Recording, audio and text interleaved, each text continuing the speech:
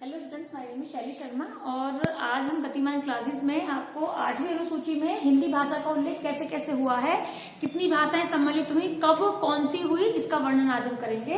तो देखिएगा कभी क्वेश्चन आता है कि भाषाओं का उल्लेख किस अनुसूची में है, तो आपको ध्यान रखना है भाषाओं का उल्लेख 8वीं अनुसूची में किया गया है। ठीक है, भाषा संबंधित क्वेश्चन आता है तो आपको ध्यान रखना है अनुसूची कौन सी होगी, 8वीं अनुसूची होगी।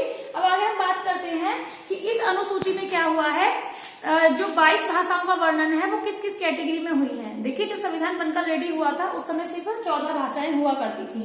देन फिर क्या हुई, एक और जोड़ी जो कि सिंधी थी, देन उसके बाद 3 जोड़ी और उन 3 के बाद में 4 और जोड़ दी गई। अब कैसे कौन कौन से संशोधन में कौन कौन सी जोड़ी गई हम उस पर चर्चा करेंगे। देखेंगे 8वीं अनुसूची में संविधान द्वारा मान्यता प्राप्त 22 प्रादेशिक भाषाओं का उल्लेख है। पूछ लेता है कई बार कि संविधान की 8वीं अनुसूची में कितनी भाषाओं का उल्लेख है, तो आपको ध्यान रखना है संविधान की 8वीं अनुसूची में 22 भाषाओं का उल्लेख है। अब यहाँ देखेंगे कि इसी अनुसूची में, कौन सी अनुसूची में, 8वीं अनुसूची में आरंभ में 14 भाषाओं का वर्णन था। यानी शुरू में कितनी हुआ करती थी भैया, 14 भाषाएं हुआ करती थी। अब हम बात करते हैं कि 14 भाषाएं कौन कौन सी हुआ करती थी। पहली होगी असमिया, बांग्ला, गुजराती, हिंदी। ठीक है, 4 करके आप याद करेंगे और आपको ये याद होनी बहुत आवश्यक है। देखो जीएस में भी कई बार क्वेश्चन आ जाता है इनसे और हिंदी लैंग्वेज में भी आने के चांसेस होते हैं। तो पहली क्या रहेगी, असमिया, बांग्ला, गुजराती, हिंदी। देन क्या होगी, आप देखो इसकी सीरीज देखना, कुछ कुछ ना मैच कर जाएंगे, जैसे कन्नड़, कश्मीरी, मलयालम, मराठी, का असमिया, बांग्ला, गुजराती, हिंदी। तो कैसे याद करेंगे, असमिया, बंगाली, गुजराती, हिंदी, कन्नड़, कश्मीरी, मलयालम, मराठी। ठीक है, मलयालम माँ और माँ मराठी सेम ही है। उड़िया, पंजाबी, संस्कृत, तमिल, तेलुगु, उर्दू। ये 14 भाषाएं एक साथ हुआ करती थी। इसी में 14वीं भाषा क्या थी तब, उर्दू थी। कई बार पूछ लेता है कि संविधान के आरंभ में जो 14 भाषाएं थी उनमें अंतिम भाषा कौन सी थी, तो उसमें अंतिम भाषा उर्दू हुआ करती थी।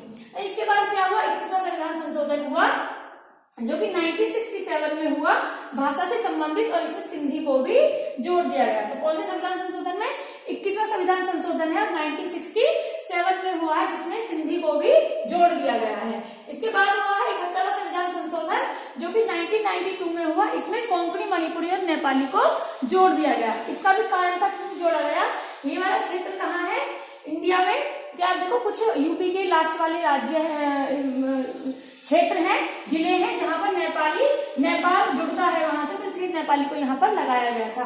तो कोंकणी, मणिपुरी और नेपाली को कब जोड़ दिया गया, 71वें संविधान संशोधन 1992 में।